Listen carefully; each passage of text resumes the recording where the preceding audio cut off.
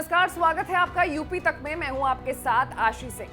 UP में जातिगत जनगणना की जो मांग है वो लगातार तेज होती जा रही है। बसपा सुप्रीमो मायावती से लेकर सुबह सपा अध्यक्ष ओम प्रकाश राजभर ने जातिगत जनगणना की मांग तेज कर दी। मायावती ने तो ये तक कह दिया है कि अगर केंद्र सरकार इस बारे में सोचती है तो आगे आने वाले समय में संसद के अंदर से लेकर संसद के बाहर तक बसपा समर्थन करेगी केंद्र सरकार का। लेकिन इन सब चीजों के बीच में एक सवाल यहाँ पर ये खड़ा होता है कि आखिर जातिगत जनगणना से क्या फायदा होगा और क्यों सभी पार्टियां इस पर इतना दबाव डाल रही हैं। इस सवाल का जवाब हम आपको इस वीडियो में देंगे। यूपी में लगभग 50% ओबीसी वोटर्स हैं और इतिहास इस बात की साक्षी रही है कि ओबीसी वोटर्स जिसके पाले में होते हैं उन्हें सरकार बनाने में आसानी होती है। यूपी में करीब 3 दर्जन विधानसभा सीटें और 10 लोकसभा सीटें ऐसी हैं जिन पर कुर्मी समुदाय निर्णायक भूमिका निभाती है। और इसी को ध्यान में रखते हुए मौजूदा समय में यूपी में कुर्मी समाज के बीजेपी के 6 सांसद और 26 विधायक हैं। केंद्र की मोदी सरकार में मंत्री पंकज चौधरी और अनुप्रिया पटेल इसी समुदाय से आते हैं। इसके अलावा यूपी में योगी सरकार में कुर्मी समुदाय के 3 मंत्री हैं। इनमें कैबिनेट मंत्री मुकुट बिहारी वर्मा, राज्य मंत्री जय कुमार सिंह शामिल हैं। कुर्मी समुदाय पहले भी बीजेपी के साथ मजबूती से जुड़ा रहा है। स्वतंत्र देव पार्टी की कमान संभाल रहे हैं तो अपना दल के साथ बीजेपी का गठबंधन है।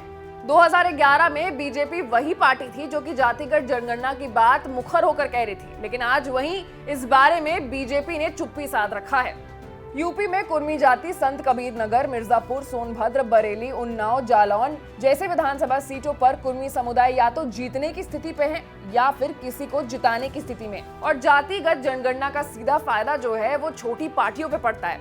एक बार समीकरणों पे भी नजर डाल लेते हैं। यूपी में सबसे बड़ा वोट बैंक पिछड़ा वर्ग है। यूपी में सवर्ण जातियां 19% हैं, जिसमें ब्राह्मण करीब 10% हैं, 6% राजपूत और बाकी वैश्य, भूमिहार और कायस्थ हैं। पिछले वर्ग की संख्या 39% है, जिसमें से यादव 10% है, कुर्मी कुशवाहा सैथवार 12% है, जाट 3%, मल्लाह 5%, विश्वकर्मा 2% और अन्य पिछड़ी जातियों की तादाद 7% है।